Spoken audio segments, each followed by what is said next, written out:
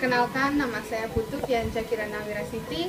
Saya mahasiswi dari D3 MTBB semester 2, dan pada tugas agama hari ini saya akan menayangkan dokumentasi saat upacara melasti di Desa Adat Kute untuk menyambut Hari Raya Nyepi. Selamat menyaksikan. Menyingkap makna kedamaian dari rangkaian Hari Raya Nyepi. Hari Raya Nyepi tentu sudah sangat dikenali oleh masyarakat Bali, bahkan oleh dunia internasional. Begitu besarnya efek Hari Raya Nyepi yang diwariskan oleh para leluhur kita ratusan tahun yang lalu, hingga ada kelompok masyarakat yang menggagas World Silent Day sebagai Hari Raya Nyepinya dunia. Dengan nyepi sehari, Pulau Bali seolah-olah beristirahat, melepas segala penatnya, menopang manusia dengan segala tingkah lakunya yang bahkan cenderung tidak tahu balas budi kepada alam dan Ibu Pertiwi. Upacara melasti.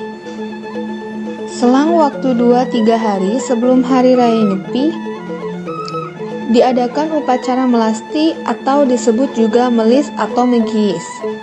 Di hari ini seluruh perlengkapan persembahyangan yang ada di pura diarak ke tempat-tempat yang mengalirkan dan mengandung air seperti laut, danau, dan sungai. Karena laut, danau, dan sungai adalah sumber air suci atau tirta amerta dan bisa membersihkan dan menyucikan dari segala kotoran yang ada di dalam diri manusia.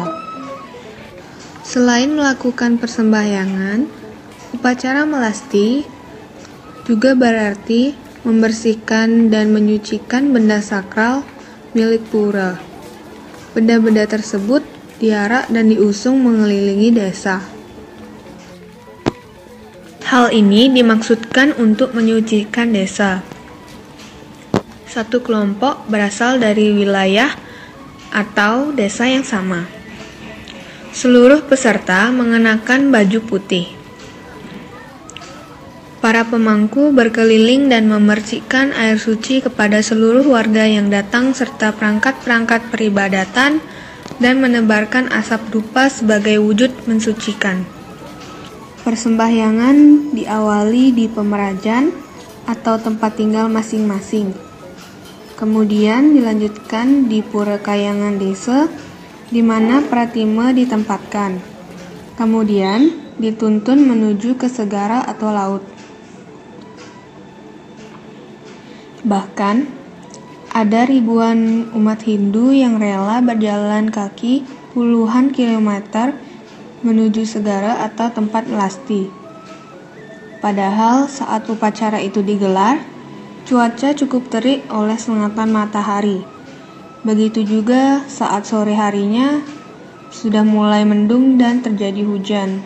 Akan tetapi masyarakat tetap semangat dalam menjalani upacara melasti tersebut. Melasti ini merupakan tahap awal rangkaian penyepian yang dilanjutkan Taur Kesange saat hari pengerupukan dan ngembak geni. Setelah megiis, maka rangkaian Hari Raya Nyepi yang berikutnya adalah Taur. Taur diadakan di Catuspata, yaitu di tengah-tengah perempatan jalan utama. Posisi di tengah perempatan jalan ini mengingatkan kita agar selalu memposisikan diri di tengah. Apabila kita berposisi di tengah, maka kita akan sadar, tahu yang mana yang disebut timur, barat, selatan, dan utara. Sejalan dengan Catuspata tersebut adalah lambang tapak dara yang sering kita pakai. Tapak dara juga melapangkan keseimbangan atas, bawah, kiri, dan kanan. Umat diminta sadar akan posisinya untuk selalu menjaga hubungan ke atas atau Tuhan, ke bawah atau alam lingkungan, dan kepada sesama umat manusia atau ke kiri dan ke kanan. Sebelum melaksanakan festival Ogoh-Ogoh, pemuda-pemudi Seke Truna Truni Banjar Pandemas Kute Berlatih bersama-sama untuk mempersembahkan kreativitas seni tari dan gamelan Bleganjur yang hendak dipentaskan di atas panggung bersamaan dengan mengarah ogoh-ogoh.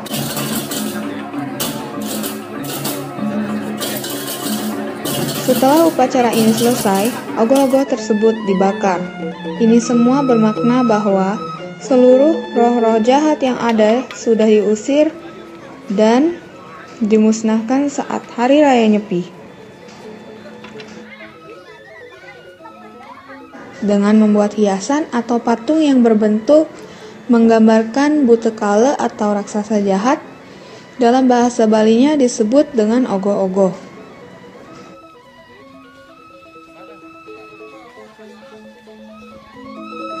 Lanjut, makna Hari Raya Nyepi. Nyepi berasal dari kata sepi atau sunyi atau senyap, yang merupakan perayaan Tahun Baru Hindu berdasarkan kalender Saka, kira-kira dimulai sejak tahun 78 Masehi.